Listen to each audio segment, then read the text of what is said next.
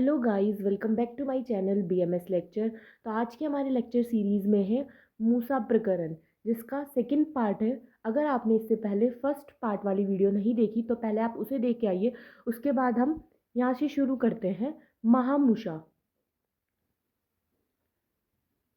इसका प्रयोग किस लिए होता है? अभ्रक सत्व निष्कासन के लिए। मतलब अगर अभ्रक का सत्व निकालना हो तो हम किसका यूज़ करते हैं? महामूसा का यूज़ करते हैं। उसके बाद आता है और क्या क्या यूज़ होते हैं इसका? लोह द्रवण के लिए, मतलब अगर लोहे को पिघालना हो तो उसके लिए। सत्व द्रवण के लिए।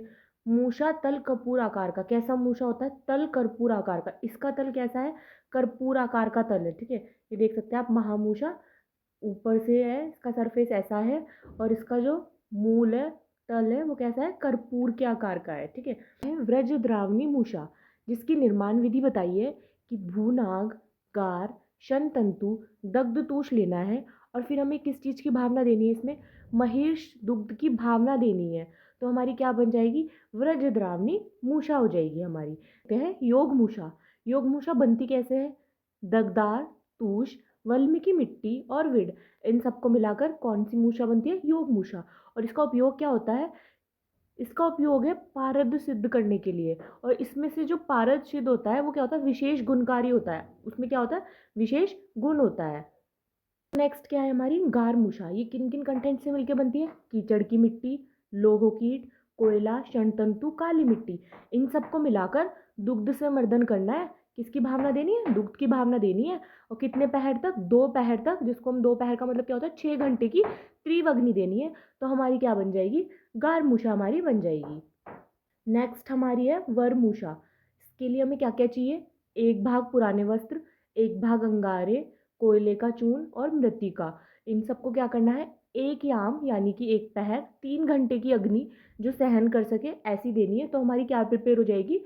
वरमूषा हमारी प्रिपेयर हो जाएगी। देन नेक्स्ट है हमारी वर्णमूषा। वर्ण उत्कृष्ण हेतु, मतलब ये वर्णमूषा बनाने के लिए हमें क्या क्या चाहिए? फिटकरी प्लस काशीश, ये 2 कंटेंट हमें चाहिए। इनका मिश्रण मूषा में लेप कर कर सुखा देना है। तो क्या बन जाएगी हमारी? वर्णमूषा। फिटकरी और काशीश का लेप लेना है, और मिश्रण जो है फिर उसका मूषा के ऊपर लेप कर देना है। तो हमारी वर्णमूषा बन जाएगी। ठीक है। देन हमारे नेक्स्ट है विडमूषा। देह लोह का योग तैयार करने के लिए उपयोग की जाती है। विडमूषा किस यूज आती है? कि जो हम देह लोह का योग तैयार करते हैं तो उसके लिए हमारी क्या यूज आती है? विडमूषा यूज आती है। नेक्स्ट है हमारी मंडूक मूषा। मंडूक मूषा, मंडूक के आकार की मूषा। मंडूक मतलब मेंढक, तो ये फ्रॉक के आकार की मूषा होगी, इसलिए इसको क्या नाम दे दिया? मंडूक मूषा। तो ये फ्रॉक के आकार की मूषा है, जिसकी लंबाई व चौड़ाई कितनी है? 6 अंगुल होती है। कितनी होती है? 6 अंगुल। तो ये क्या हो गई हमारी? मंडूक मूषा हो गई। देन नेक्स्ट है मूसल मूषा। ये 8 अंगुल की गोलाकार मूषा होती है, जिसका तलभाग चपटा होता है। मतलब जिसका जो तलभाग होगा वो ऐसा होगा, बिल्कुल चपटा सा होगा। तो ये ऐसी होगी। तो ये हमारी क्या हो गई? मूसल मूषा। ये कैसी होती है? 8 अंगुल की गोलाकार मूषा, जिसका तलभाग चपटा होता है, फ्लैट सरफेस होता है, उसे क्या बोलते हैं?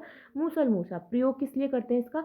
चक्रबद्ध पारद, मतलब पारद को चक्रबद्ध करने के लिए किया जाता है इसका प्रयोग। क्यूरिसिबल। क्यूरिसिबल क्या होता है? मूसा का आधुनिक नाम, यानी कि मॉडर्न। मॉडर्न में मूसा को क्या बोलते हैं? क्यूरिसिबल कहते हैं। तो हमें मॉडर्न नाम भी तो पता होना चाहिए। मान कैसे होता है क्रूसिबल? पहले तो हमने देख लिया कि जो पहले वैद वगैरह बनाते थे अलग अलग मिट्टी से, फिर अग्नि पे तप्त कर रहे थे, तो ऐसे बनता था। आजकल किससे बनता है? सिलिका, ग्रेफाइट, कांति मिट्टी। या तो सिलिका से बनाएंगे, ग्रेफाइट से बनाएंगे। अगर मिट्टी चाहिए भी होगी तो कौन सी? कांति मिट्टी का हम यूज़ करते हैं। इसका उपयोग जो अधिक से अधिक अग्नि सहन कर ले और कई बार प्रयोग में लाया जा सके। तो ऐसा ही बनाते हैं कि अग्नि सहन कर सके और हम उसे बहुत बार यूज़ कर सकें।